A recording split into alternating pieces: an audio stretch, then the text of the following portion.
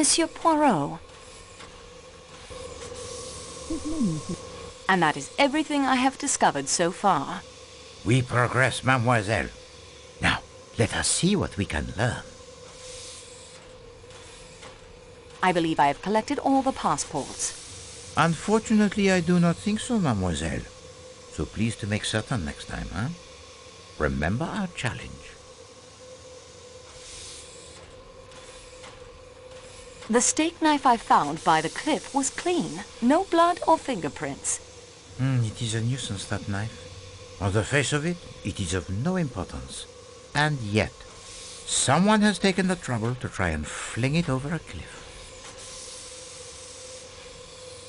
Merci, Monsieur Poirot.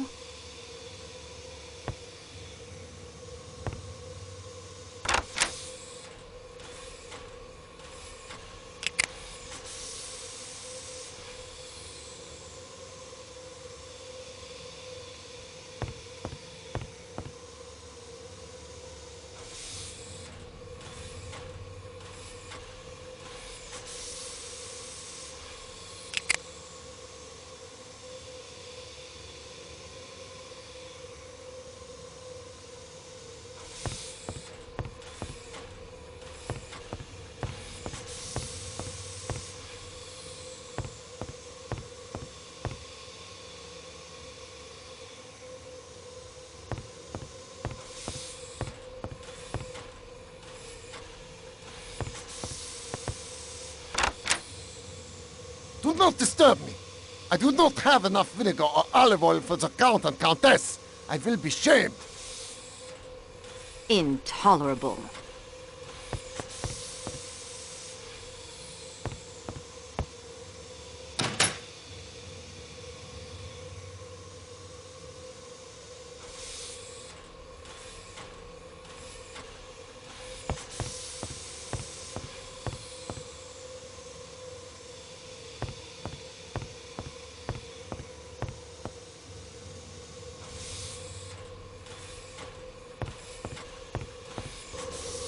It looks terrible out there. This seems to be a security door. It certainly lives up to its name. It's locked.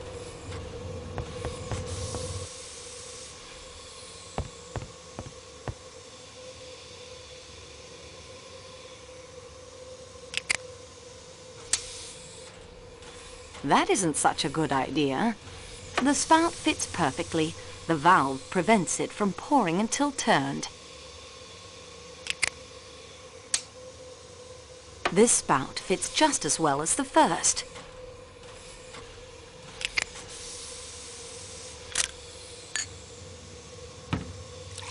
I filled the tumbler with vinegar. I confess that your luck... I filled the tumbler with olive oil.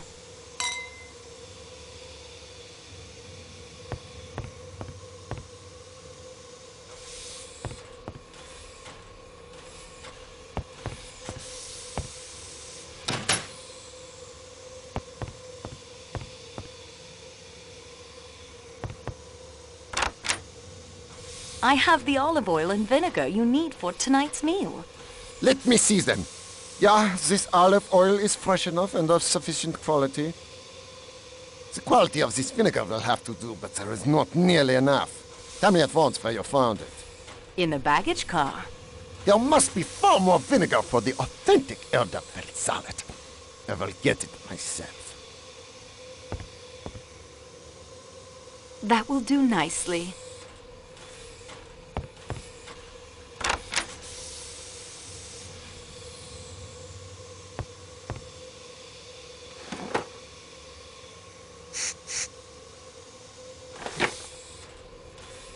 Loaves of bread. They smell lovely.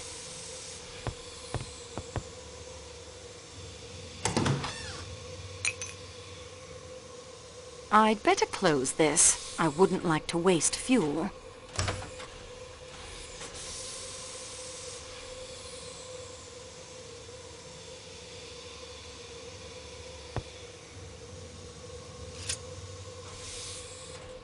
I believe they are sacks of flour, good for thickening sauces. And judging by last night's sauce, Klaus will get through both sacks before the trip is through.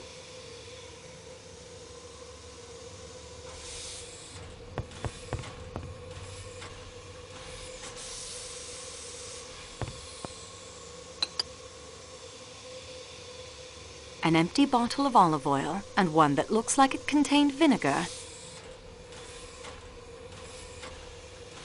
Such a cramped kitchen. I can't imagine how Klaus puts up with it.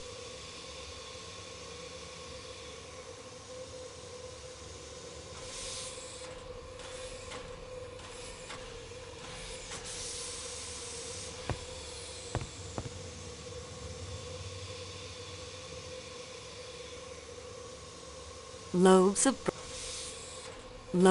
bread. I'd better close.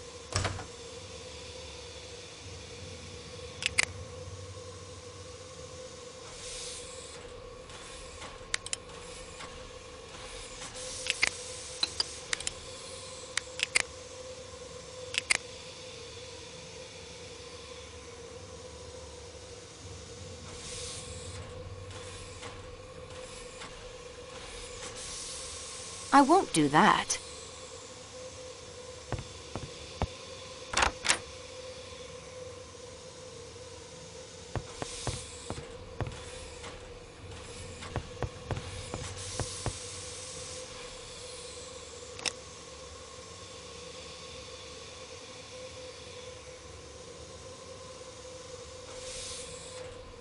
I just don't have the appetite right now. These menu cards are perfect for collecting fingerprints.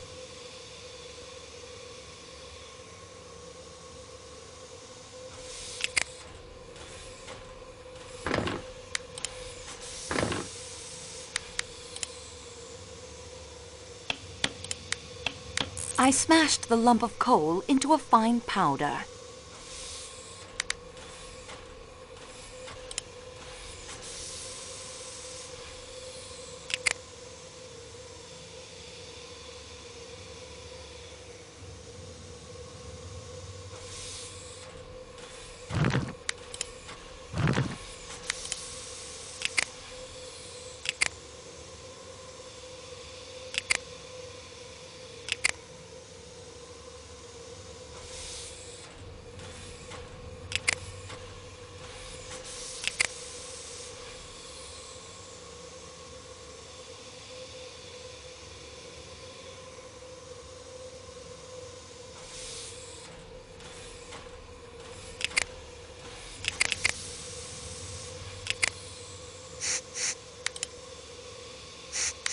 Formidable.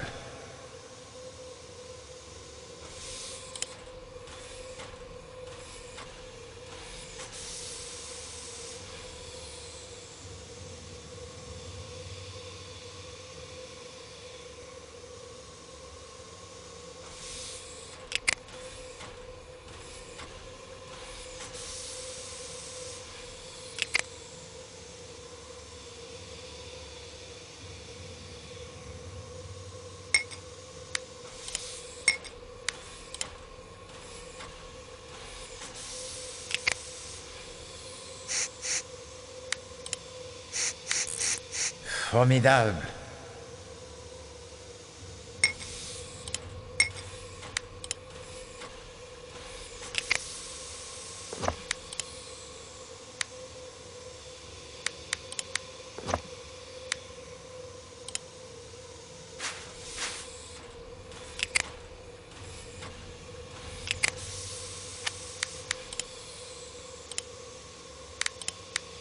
Something is wrong here. I obtained a clear print and have filed it.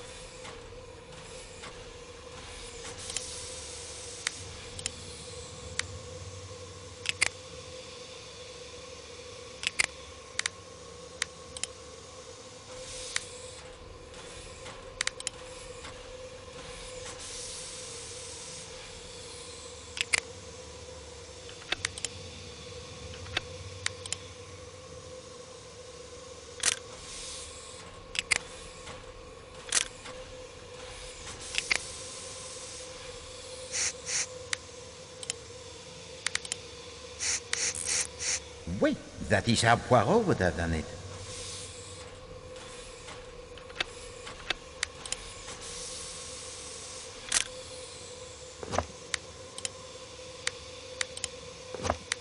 I obtained a clear print and have filed it.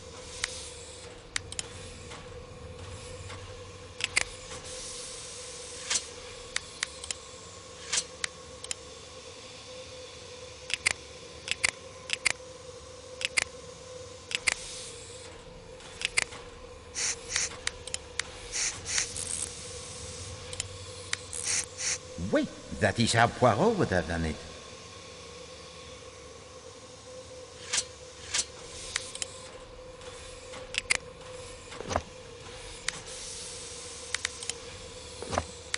I obtained a clear print and have filed it.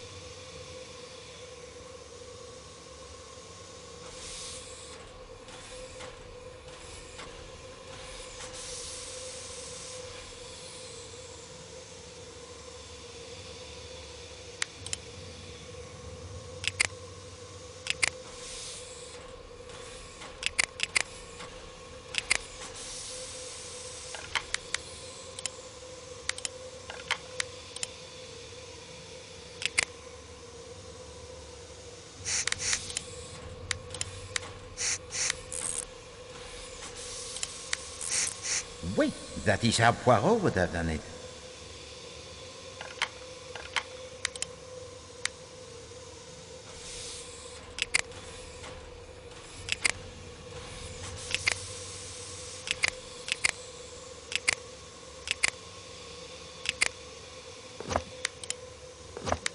I obtained a clear print and have filed it.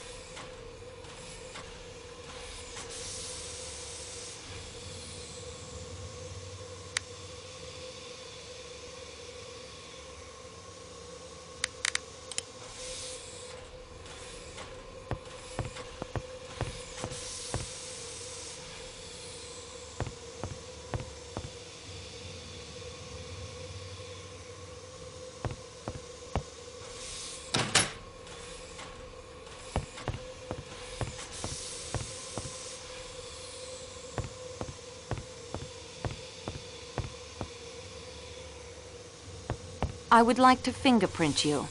Ach, fine. Do as you must.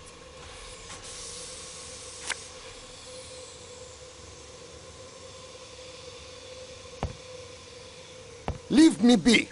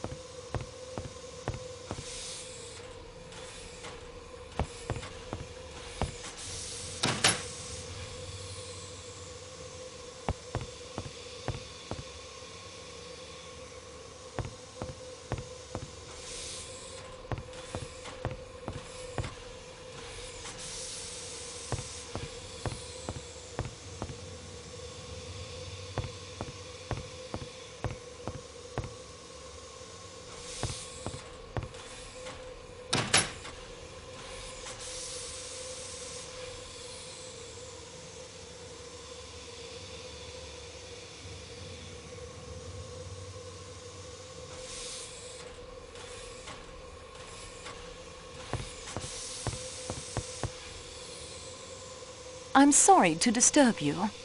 Not at all. As you can see, I'm not exactly occupied at the moment. And I do know you're helping that funny little Belgian detective. What can I do for you? May I have your passport, please? It's in my compartment. Feel free to collect it. Your full name, permanent address, and age, please. Mary Hermione Debenham, 32. I'm between permanent addresses at the moment. What can you tell me of the murder last night? I'm afraid I have nothing to tell you. I went to bed and slept. You seem very at ease. Are you not distressed by what has happened? Distressed? I have not really thought about it from that point of view. No, I cannot say that I am at all distressed. After all, people die every day. They die, yes, but murder is thankfully a little more rare. Were you acquainted with Monsieur Ratchet? I saw him for the first time at dinner last night. Oh, I suppose at the station, perhaps. I don't recall. How did he strike you? I hardly noticed him. He did not strike you as an evil personality? Really, I cannot say I thought about it. Whether or not I liked Mr. Ratchet's face does not seem to be helpful in finding out who killed him. I'd like to take your fingerprints. How very enterprising of you. How do we proceed? I have some typewriter ribbon. Splendid. This is all rather exciting.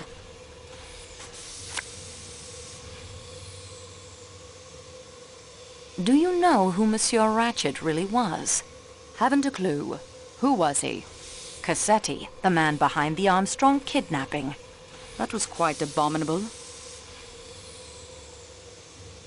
Where did you begin your journey? Baghdad. What were you doing there? I have been acting as governess to 2 children. What is your final destination? London. I'm giving up on Baghdad. Not much happens there. I'm hoping to find a suitable post in London. What can you tell me about Mademoiselle Schmidt? She's a nearly perfect traveling companion. Quiet, polite, thinks the world of her princess. What is the color of her dressing gown? A dressing gown. It's dark blue. Flannel. Did Mademoiselle Schmidt leave your compartment at any time during the night? She was with the princess, reading, I believe, until quite late. I awoke when she returned. I remember thinking she was not paid enough for such long hours and checked my watch. It was 12:38. How well do you know Colonel Arbuthnot?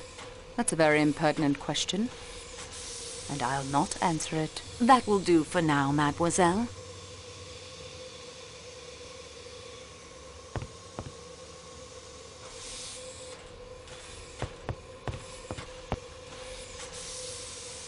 Countess, may I ask you some questions regarding the death of Monsieur Ratchet? I'm not sure what I can do to help, but I'll try.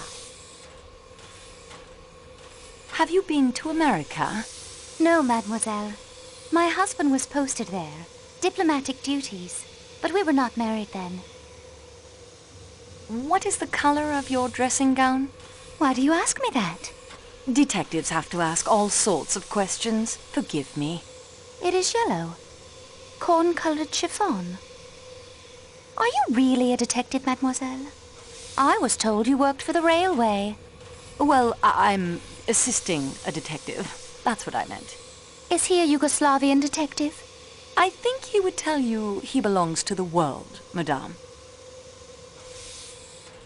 May I take your fingerprints? Yes.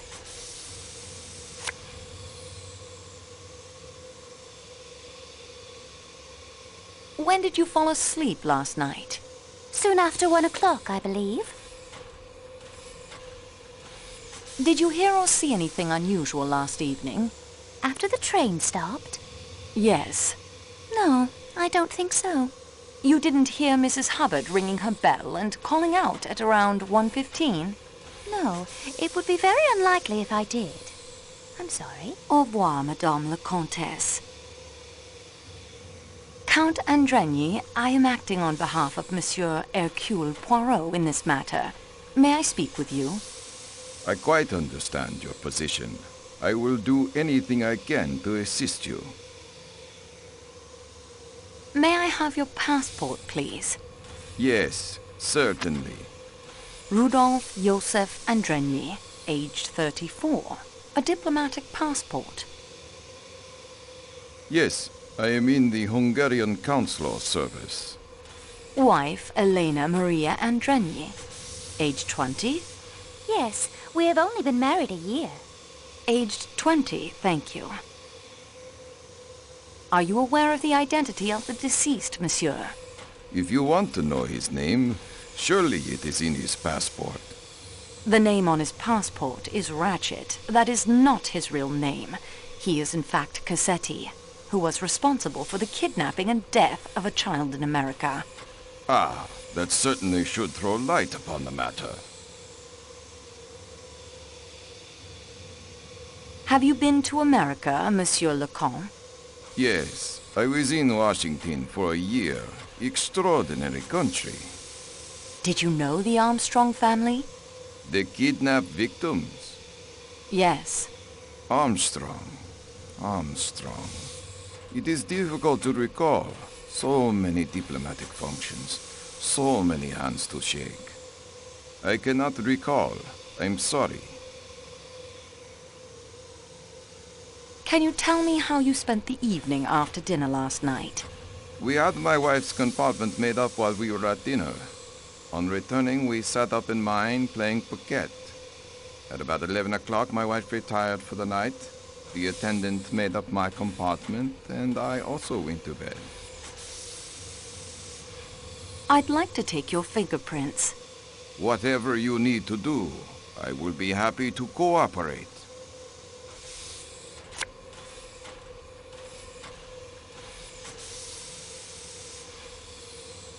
The sudden stop of the train awakened you?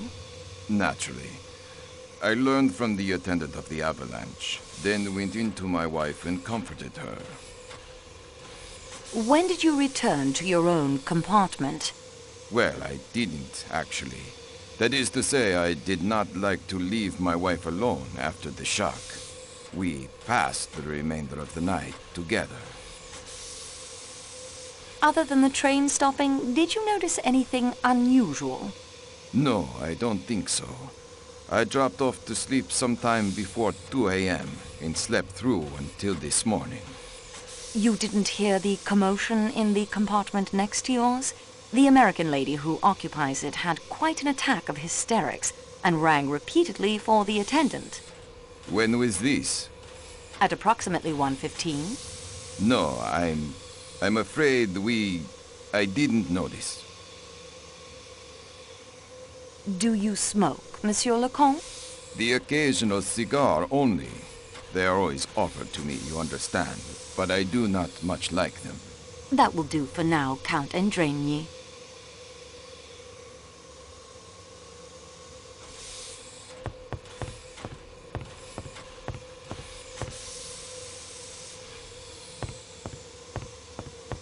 May I have your passport, please? Oui, mademoiselle. You will find it in room 1-2 in the Athens-Paris coach. What can you tell me of your movements after dinner? I came in here to attend to the bar after everyone went to their rooms. I cleaned the salon car and went to the Athens-Paris coach to rest. What time was that? I closed the bar at midnight, so it would be a few minutes after that. Did you see or hear anything unusual last night? No, mademoiselle. The Athens-Paris coach was very quiet. And of course, the door leading to the Calais coach is locked. One can pass through only if Pierre Michel or Matteo opens it for him.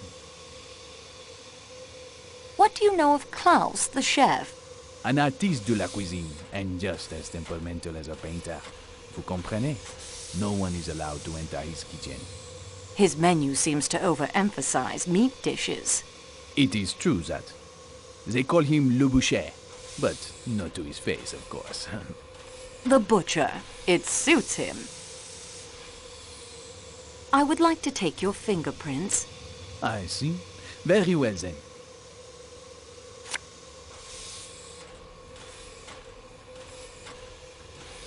Klaus seems even more temperamental than usual today. I fear an approaching catastrophe, mademoiselle. Worse than avalanches and murder? Certainement.